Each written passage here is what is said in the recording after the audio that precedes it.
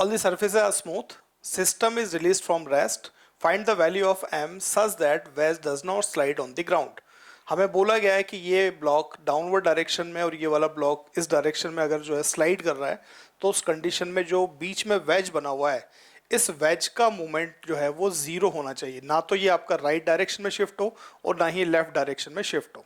ठीक है, उस कंडीशन में हमें इस m की वैल्यू, इस ब्लॉक के मास की वैल्यू हमें फाइंड आउट करके बतानी है। ठीक है, चले अब आप सब लोग देखें। सबसे पहले बात करते हैं यहाँ पर फर्स्ट ब्लॉक जो है उसका वेट इस डायरेक्शन में होगा, डाउनवर्ड डायरेक्शन में।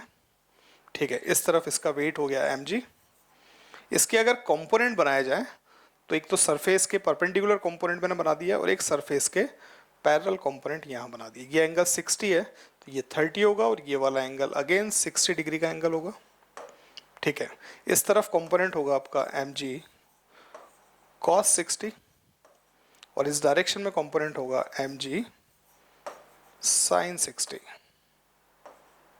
ठीक है, इसी तरीके से अगर सेकंड ब्लॉक पर आते हैं, इसका भी जो है वो वेट डाउनवर्ड डायरेक्शन में 5 kg है तो इसको मैंने लिखा 5 इंटू जी के इक्वल। इसके भी अगर कंपोनेंट बनाए तो फर्स्ट कंपोनेंट सरफेस के पैरेलल और एक कंपोनेंट सरफेस के परपेंडिकुलर मैंने बना दिया। ठीक है, एंगल 30, ये वाला 60 तो ये वाला एंगल जो है वो अगेन 30 डिग्री का एंगल होगा। 5g का अगर इधर लूँगा तो ये हो जाएगा आपका 5g cos 30 और इस तरफ कंपोनेंट होगा आपका 5g sin 30 के इक्वल इसका कंपोनेंट आ जाएगा। ठीक है, अब बेटा हम बात यहाँ पर देखें कि यहाँ पर वेज का जो मोमेंट है वो मोमेंट कौन से कंपोनेंट की वजह से हो रहा है। तो आप देखेंगे ये वाला ब्लॉक फोर्स लगा रहा है कौन सा, mg cos 60। ये ब्लॉक लगा रहा है फोर्स कौन सा आपका 5g cos 30। ठीक है, ये दोनों जो हैं इस पर लग रहे हैं पर दोनों की डायरेक्शन जो है वो कैसी है, डिफरेंट डायरेक्शन है। तो हम इसके भी कंपोनेंट यहाँ पे बनाते हैं और फिर इसको बैलेंस करते हैं किस तरीके से, देखें आप लोग ध्यान से। हाँ, इस फोर्स के कंपोनेंट बना रहा हूं तो इस फोर्स का कंपोनेंट, एक कंपोनेंट तो यहां बना सकता हूं मैं और एक बना सकता हूं मैं डाउनवर्ड डायरेक्शन में, ये एक कंपोनेंट बना दिया। ठीक है, वैल्यूज आप ध्यान से देखें। mg cos 60 का कंपोनेंट बनाना है थीटा की तरफ, तो इस तरफ जो कंपोनेंट होगा वो कंपोनेंट मैं यहां लिख रहा हूं। ये कंपोनेंट होगा आपका mg cos 60।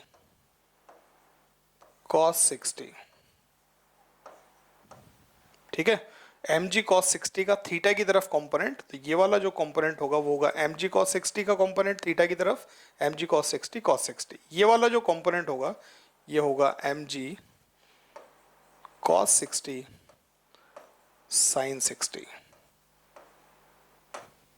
ठीक है, इसी तरीके से हम वहां पर आते हैं। अब देखें आप लोग यहाँ पे इस वाले फोर्स के भी अगर कंपोनेंट बनाए तो एक कंपोनेंट यहाँ आ जाएगा डाउनवर्ड डायरेक्शन में और एक कंपोनेंट जो है मैं बना सकता हूं इस डायरेक्शन में।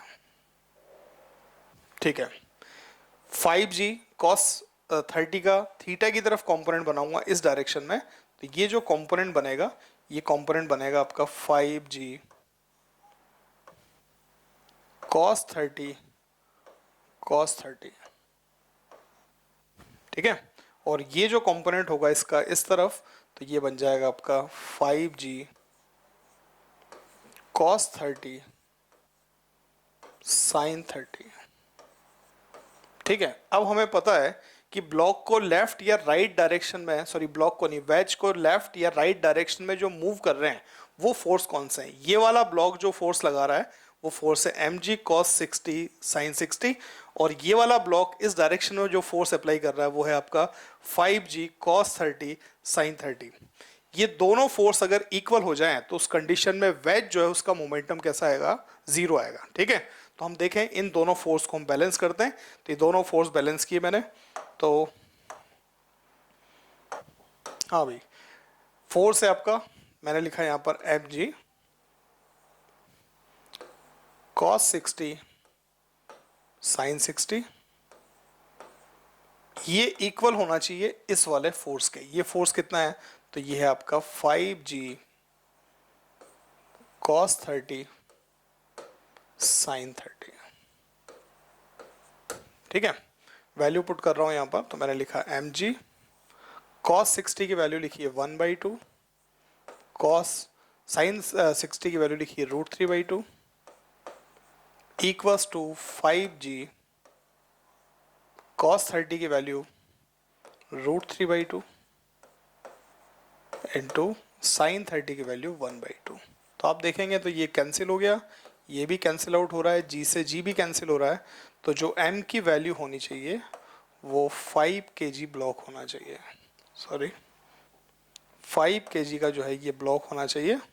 5 kg का अगर ब्लॉक होगा तो उस कंडीशन में जो है वो वेज का मोमेंट जो है वो कैसा आएगा, वो आपका 0 आएगा। क्लियर है?